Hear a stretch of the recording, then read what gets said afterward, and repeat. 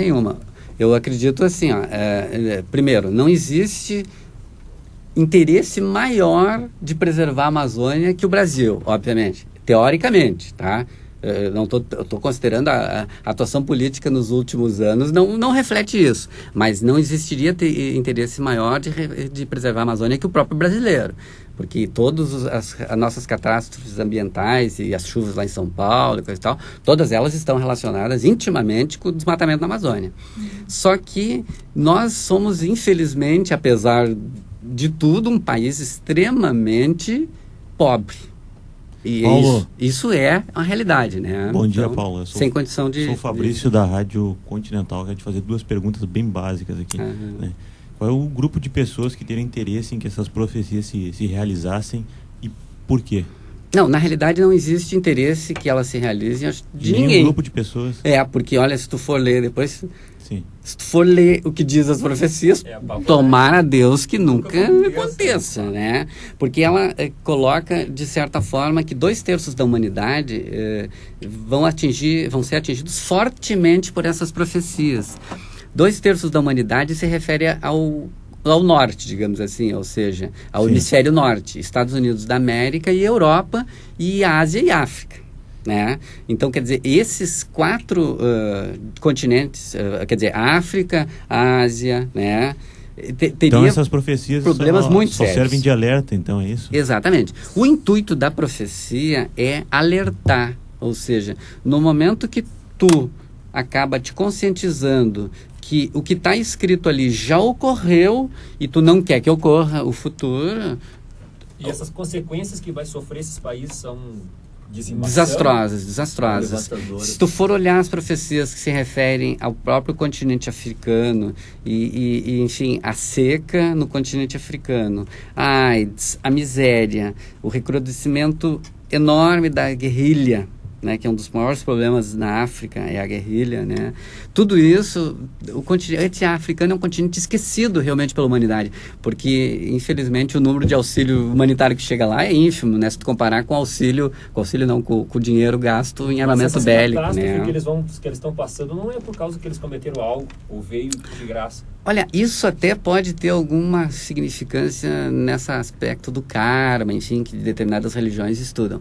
Mas, independente disso, ninguém é obrigado a passar por nada, certo? Rodrigo Ojeda, da Rádio Senac, Porto Alegre. Gostaria de fazer uma pergunta ao escritor, primeiramente, um bom dia a Paulo Katz. E a minha pergunta é a seguinte, a gente já viu os colegas aqui fazendo várias perguntas. E para o Brasil, o que Michel Nostradamus reservou? O que o senhor colocou no seu livro? E o senhor acredita no que escreveu aí? O que Michel Nostradamus... Sem dúvida. Acreditar, eu acredito, sem dúvida, né? Até porque a pesquisa histórica que eu fiz, dessas cartas, enfim, das centúrias, elas são bastante significativas, né? Ou seja, tu consegue visualizar claramente que aquilo já ocorreu, né?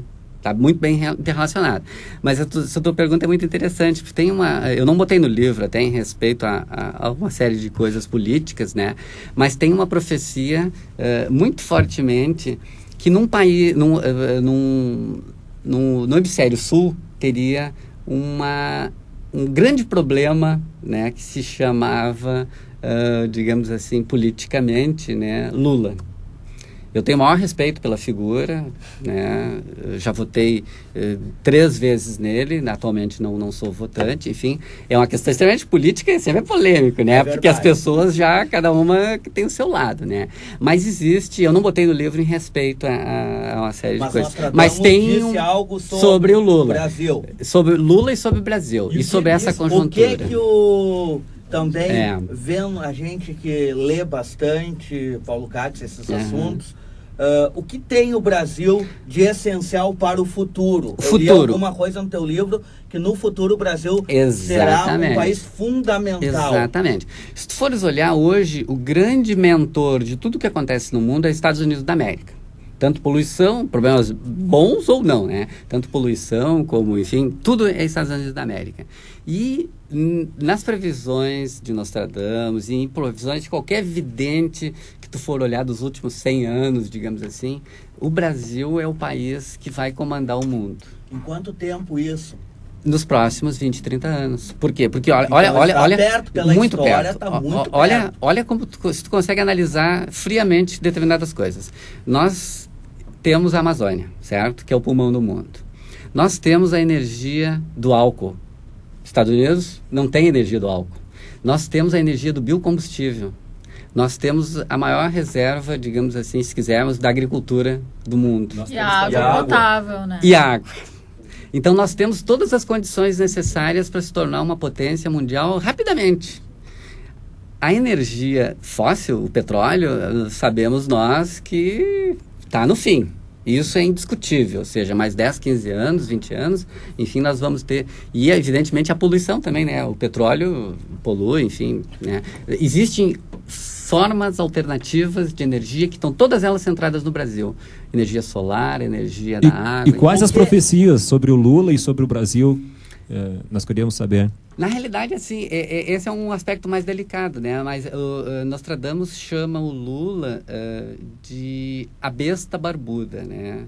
É uma coisa meio pejorativa até, porque na realidade, por isso que eu evitei de colocar no livro.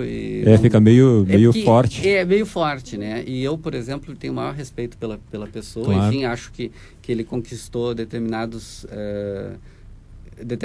no Brasil, que é muito difícil uma pessoa que vem de uma classe às vezes mais baixa chegar de governante, enfim. Mas basicamente é isso, né? Ou seja, ele tem determinados indicadores muito fortes de comandar o Brasil por algum tempo ou por pouco tempo. Sim. Tá? Sobre a questão ambiental do atual governo